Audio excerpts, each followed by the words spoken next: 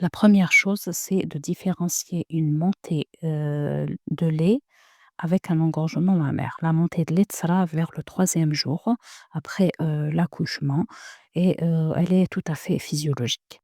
L'engorgement, par contre, il est accompagné par une inflammation, par un œdème.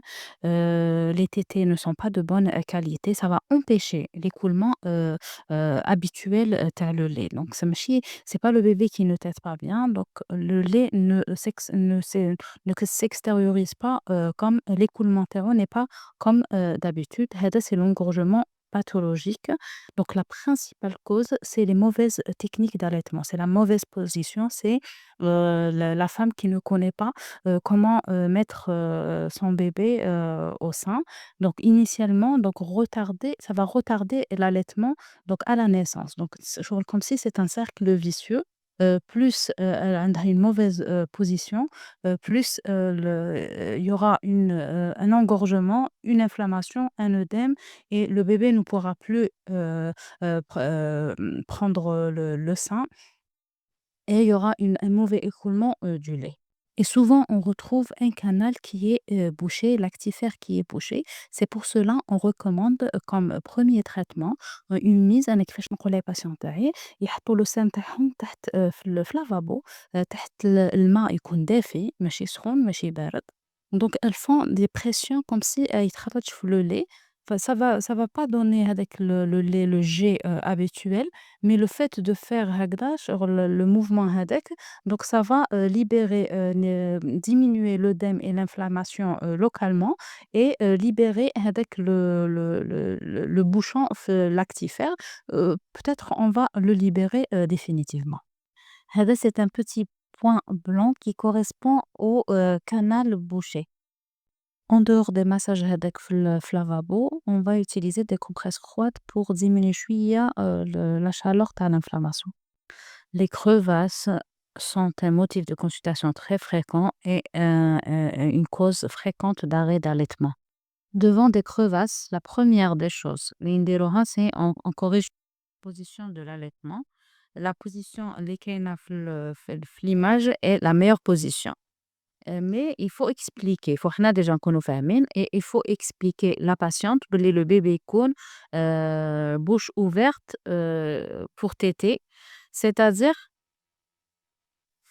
ما يشدش برك le bout de sein.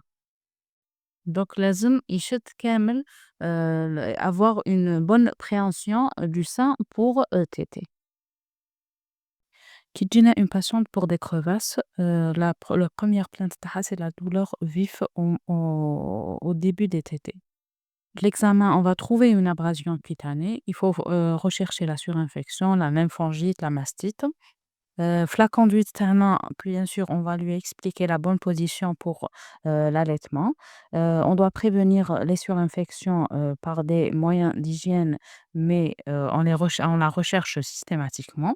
Donc, les antibiotiques, on ne va pas les donner systématiquement en cas de surinfection locale, ou là, si c'est une femme qui risque de faire une surinfection, elle a un état ou une situation d'immunodépression, on peut donner les antibiotiques ou les jetna pour la deuxième fois. عطينا لها كلش ou la douleur persiste, on risque d'avoir une surinfection. Donc, on donne des antibiotiques. Là, le cicatrisant, on le donne. Le meilleur cicatrisant, c'est le lait maternel. كتبت لكم le coquillage, c'est quoi? Donc, ديروا, la femme تنحي شوية le lait تاعها, تحطه في un coquillage. Le coquillage تغلق به هذيك le bout de sein. Il paraît-il que ça donne.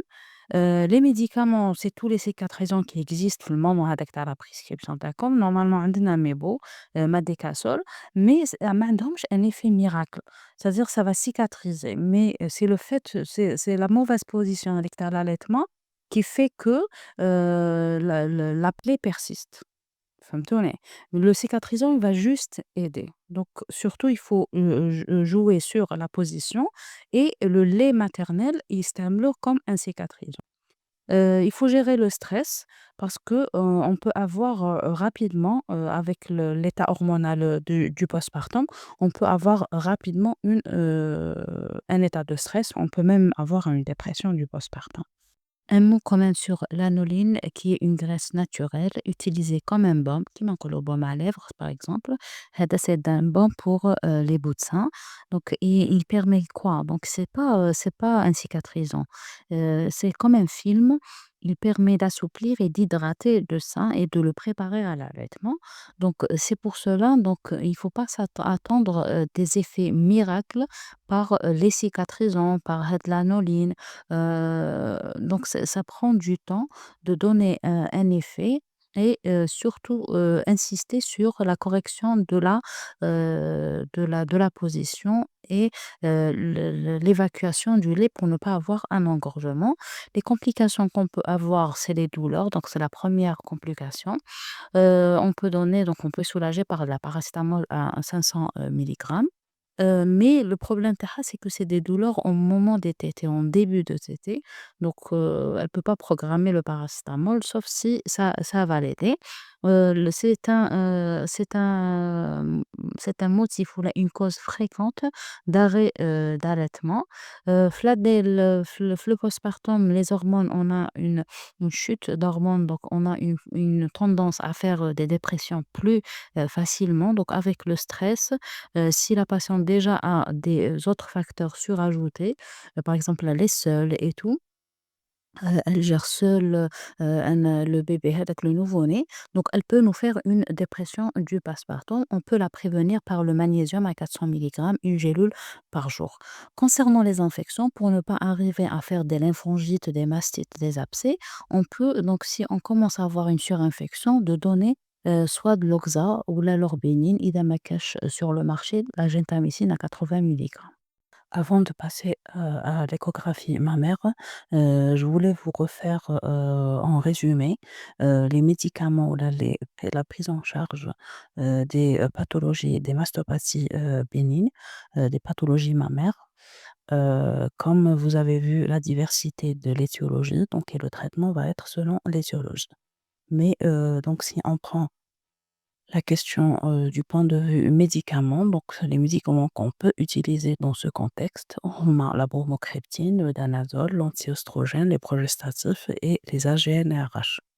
Donc je vais vous mettre un sondage au coloris. Est-ce que vous avez besoin, de détailler l'une, des classes thérapeutiques?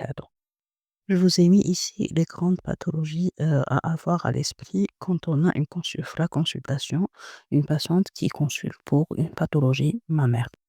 Je voulais insister à la l'ectasie galactophorique, heu dans les caractéristiques تاعها et le diagnostic différentiel. Ce qui concerne l'adénofibrome, les progestatifs sont possibles, les gonadotropes, les anti-œstrogènes, heu, comme traitement médical. Enfin, les mastopathies fibrokystiques, qui sont, comme des nodules, avec des douleurs et qui s'aggravent, progressivement.